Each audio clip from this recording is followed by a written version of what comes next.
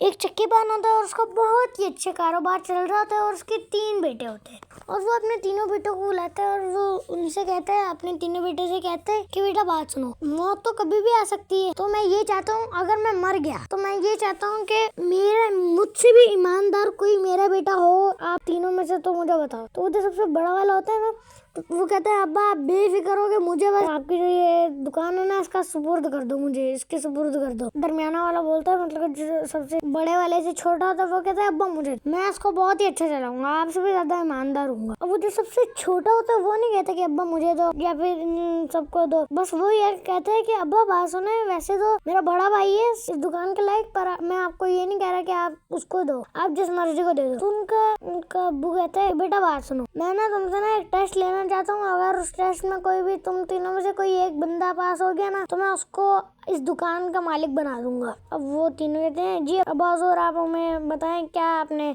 हमारा जायजा लेना है। वो कहते हैं कि मेरे अभी हम लोग यहाँ पे गाँव में रहते हैं ना, तो मेरा एक दोस्त है शहर में रहता है, तो वहाँ पे जाने में ना 2 दिन ही जाने में लगते हैं और 2 दिन ही आने में लगते हैं, तो वहाँ पे उसको ना मेरी सलाम दुआ दे के आनी है तुम तीनों ने। अब वो कहते हैं ठीक है, तो वो उनका अब्बा उनको ना एक बोरी दे देता है अशरफियों की और उनसे कहते हैं ये तुम अपने पास रख लेना। वो ये नहीं कहता कि यूज करो तुम या फिर इनसे कोई चीजें खरीदो, वो कहते हैं ये तुम अपने पास रख लो अमानत के तौर पे। जाते जाते पानी पीने का वो खाने पीने का घर से ले जाना, तो वो लोग पूछते हैं हाँ भाई कौन कौन क्या क्या लाएगा। तो वो जो सबसे बड़ा होता है वो कहता है भाई मैं तो पानी ले आऊंगा, और जो दरमियाना होता है वो कहता है भाई मैं तो रोटियां बना लूंगा या फिर ले आऊंगा कहीं और से, और जो सबसे छोटा वाला होता है वो कहता है भाई मैं सालन ले आऊंगा। अब वो लोग ऐसे करने लग जाते हैं, मतलब ऐसे अपना एक सामान इकट्ठा कर लेते हैं एक बड़े से पतीले में और अपने अपने घोड़ों के ऊपर सवार हो जाते हैं। और जो सबसे बड़ा होता है ना उसके घोड़े उसकी सवारी के पीछे ना एक बहुत बड़ा सा कैन रख देते हैं पानी से भरा हुआ। अब वो बीच रास्ते में जाते जाते अब उनका आधा रास्ता कंप्लीट हो जाता है, एक दिन पूरा कंप्लीट हो जाता है और वो लोगों को शाम हो जाती है फिर, और प्यास से उनको बुरा हाल, भूख से उनका बुरा हाल। अब उन्होंने सोचा यार पहले पानी पी लेते हैं, उसके बाद थोड़ा बहुत रेस्ट करके थोड़ा बहुत खाना खा लेंगे। अब उन्होंने जब पानी का वो कैन खोला उसके अंदर एक बूंद भी पानी नहीं था, क्योंकि वहाँ पे ना एक बड़ा सा पत्थर आया था और उस पत्थर के साथ लग के उसका थोड़ा ढक्कन खुल गया था कैन का और वहाँ से टिप टिप पानी गिर के अब उनका इतना लंबा सफर था कि सारा का सारा पानी खत्म हो गया। अब वो बड़े भाई ने कहा हाँ भाई अब कौन लेके आएगा पानी, तो वो बड़े भाई ने कहा भाई मैं तो नहीं लेके आने वाला। अब छोटे वो जो दरमियाना था उसने कहा मैं भी नहीं लेके आने वाला। अब जो बेचारा सबसे छोटा था अब वो चले गया कहीं अपनी सवारी के ऊपर पानी ढूंढने। अब वो घूम रहा है इस गर्मी के अंदर फुल उसके पसीनों से वो नहाया हुआ है। अब इतने देर के बाद कोई 1-2 घंटे के बाद वो अपने घोड़े के ऊपर पानी लेके आया और उन सबको पिलाया और खुद भी पिया उसने। अब वो उन्होंने उसको पर इतना चीखा माँ भी तुमने इतनी देर क्यों लगा दी,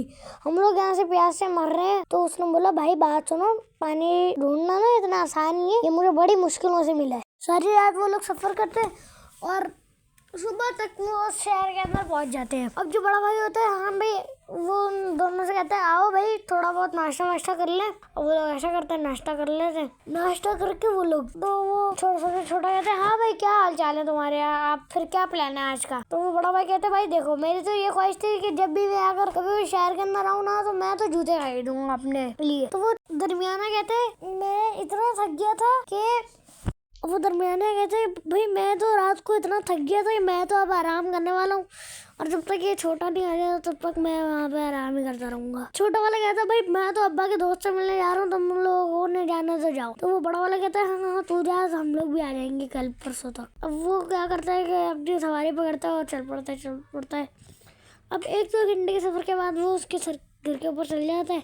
वो अब्बा के दोस्त के घर जाता है और वो मतलब कि दोस्त देख के ना अब्बा का दोस्त देख के बड़ा हैरान होता है और उसको अच्छे खाने खिलाता है, बातें करता है उसके साथ। और अगले दिन जब वो जाने वाला होता है ना तो उसको तोहफे देता है, अपने लिए भी तोहफे देता है, अब्बा के लिए भी तोहफे देता है और उसको आराम से भेज देता है दुआएं देते हुए। अब वो शाम तक उधर दोनों भाइयों के पास चल जाता है और वो उनसे कहता है हाँ भाई तुम लोग मिले उनसे उससे मतलब कि तुम लोग हमने सारी चीज़ें ले आए। तो बड़े वाले भाई ने बोला हाँ ये देख मेरी चप्पल ले आया कैसी है। उसने बोला हाँ चप्पल तो सही है, तुम कह रहे पैसे कम पड़ गए।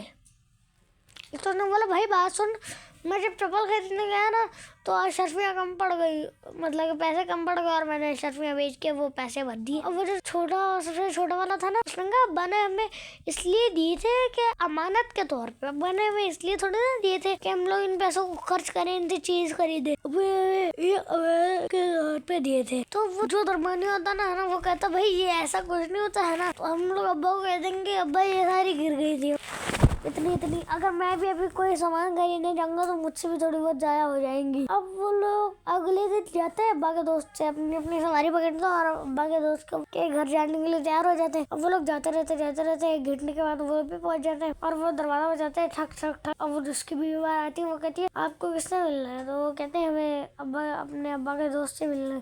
तो कहते वो तो अब भाई एक हफ्ते के लिए शहर से बाहर से रह गए, तो अगर तुझसे मिलना है तो हफ्ते तक का वेट करना पड़ेगा आपको, तो या फिर आप चल जाए। तो वो कहते हैं कि नहीं हम लोग चल जाते हैं, कोई मसला नहीं है। वो लोग बीच में रास्ते बात करते जाते हैं। अबे अब्बा को कौन सा पता लगना है कि हमने मिला था कि नहीं मिले। अब वो लोग 2 दिन के बाद अब्बा ने कहा था ना कि भाई तुम तीनों ने 2 दिन बाद वापस आ जाना है। अब वो लोग चल जाते घर। अब्बा हमसे कहते हैं भाई ये लोग खाना वाना खाओ तुम लोग, और शाम को मैं तुमसे पूछता हूँ कि तुम लोगों ने वहाँ पे क्या क्या किया।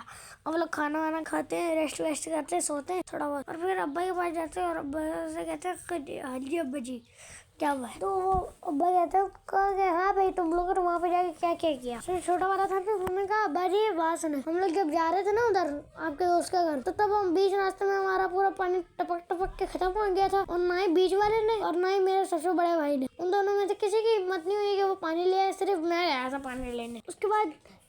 उसके बाद ये आपके दोस्त ने आपके लिए तोहफे दिए, और ये लोग ना उधर गए तो आपका दोस्त ना उधर शहर से बाहर गया हुआ था हफ्ते भर के लिए।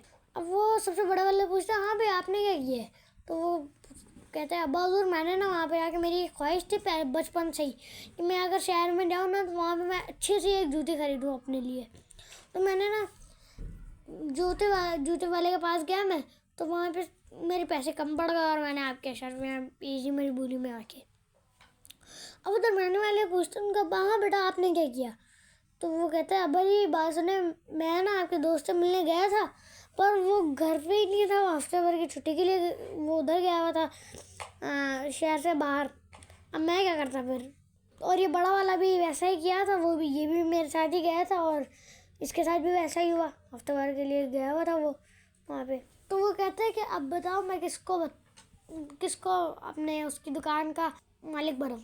तो वो सबसे बड़ा वाला कहता है अब्बा मुझे देखिए मैंने कितनी वो करा, ये लोग पैदल आए, इनके पाँव के अंदर इतना पसीना आ गया होगा, मिट्टी आ गई होगी, और मैं देखे कि इतना चालाक था कि मैंने मेरी जूती नहीं थी ना, मैं तो अपनी जूती घर के ऊपर छोड़ के गया था, तो मैंने वहाँ से जूती खरीद ली और मैं आराम से रास्ते से आ गया। तो वो अपने अब्बा ने बोला बात सुन बेवकूफ, इसको ना वो नहीं कहते कि चालाकी नहीं कहते, इसको बेवकूफ़ी कहते, असली चालाकी तो मेरे सबसे छोटे बेटे ने करी है। तो अब्बा कहते बात सुनो बेटा, मैंने आपको ये कहा था कि आपने ये खर्च करनी है, अगर आपको कहीं पे जरूरत हो, ये थोड़ी ना कहा था मैंने आपको बस ये कहा था कि बेटा ये थैली के अंदर शर्फियाँ पकड़ लो, अपने पास रख लो अमानत के तौर पे, लेकिन आपने तो वो सारी खर्च कर दी।